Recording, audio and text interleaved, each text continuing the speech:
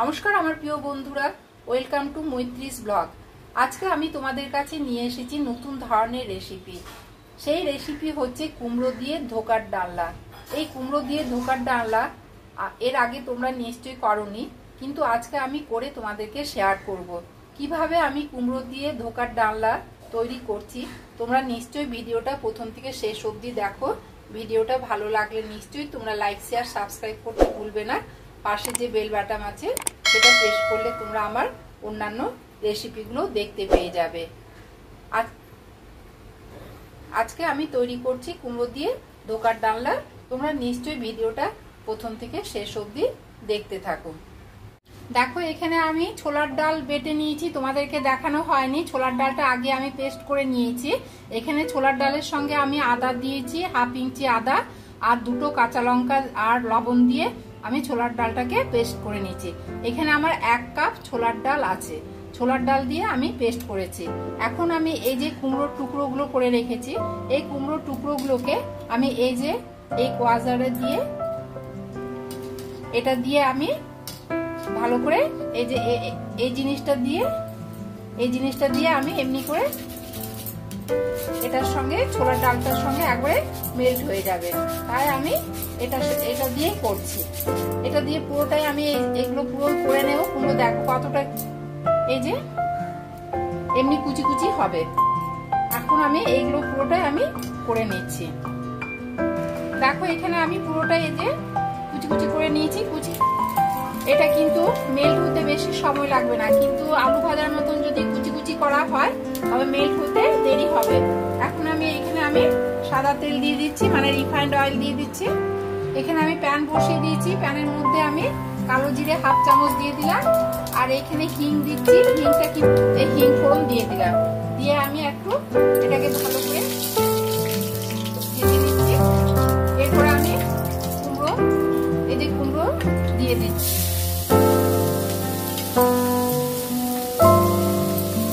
দিয়ে এখন আমি অল্প করে লবণ দিয়ে দিচ্ছি, হাফ চামচেরও কম লবণ দিয়ে দিলাম।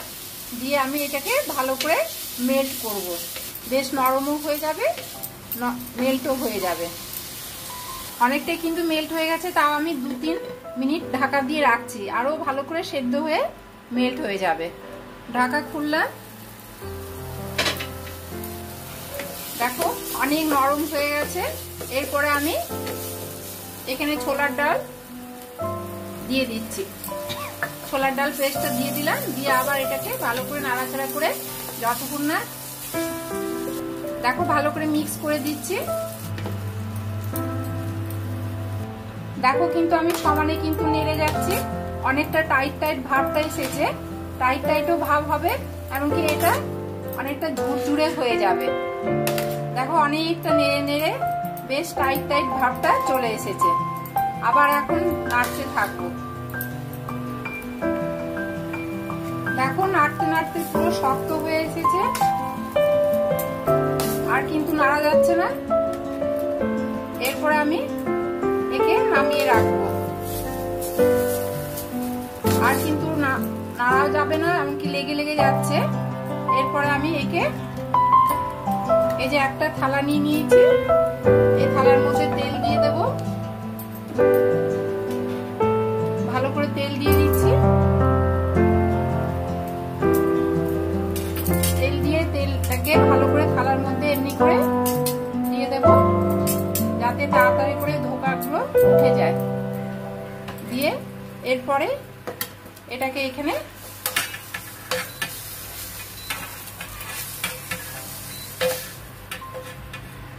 দিয়ে দিলাম। গরম আছে, এই অবস্থায় আমি করছি।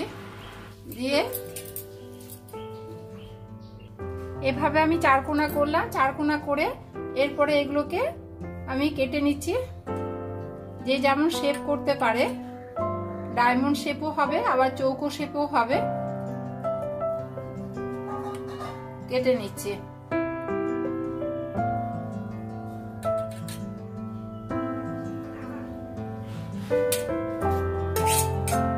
এই যে এভাবে তোমরা নিশ্চয়ই এভাবে তৈরি করবে। একটা একটা করে উঠিয়ে নিয়ে এরপর আমি তেলের মধ্যে ভেজে নেব। দেখো এখানে আমি প্যান বসিয়ে দিয়েছি, প্যানের মধ্যে আবার আমি তেল দিয়ে দেব।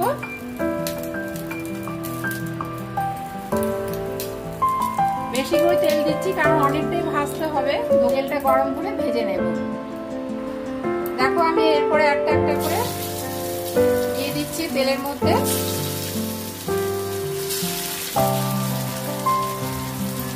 দিয়ে এরপরে এগুলোকে ভেজে তুলে নেব, বাদবাকি ভেজে নেব।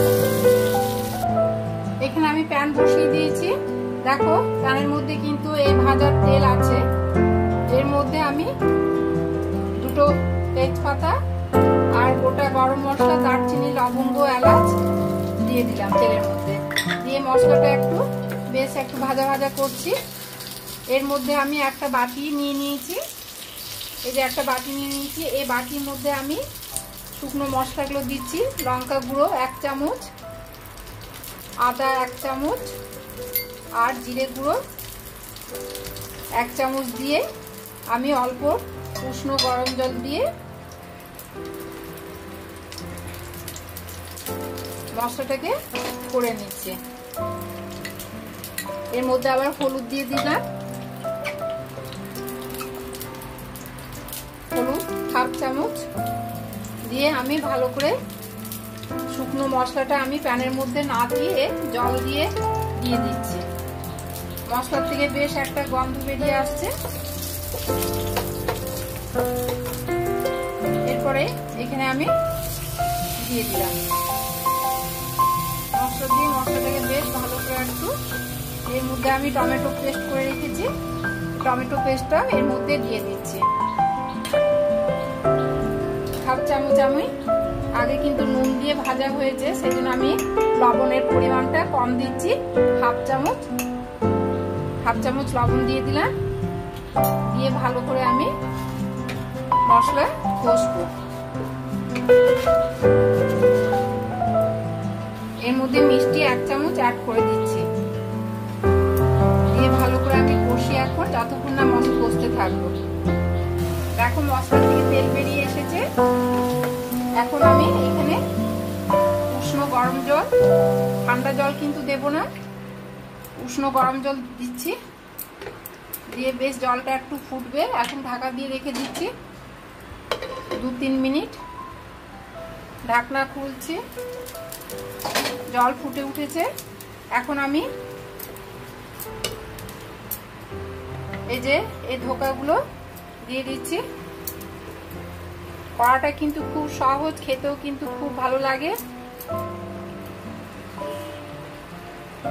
এই ছোট ছোট কুচি কুচিগুলো দিয়ে দিলাম। দিয়ে আমি এখন একে বেশ একটু উলট পালট করে দিচ্ছি। দিয়ে আবার ঢাকা রেখে দিচ্ছি। 3-4 মিনিটের মতন ঢাকা দেওয়া থাকবে। 3-4 মিনিট পর আমি আবার ঢাকনা খুললাম। খুলে নিয়ে দেখো বেশ সুন্দর গ্রেভিটাও হয়েছে, এমনকি কালারটাও এসেছে।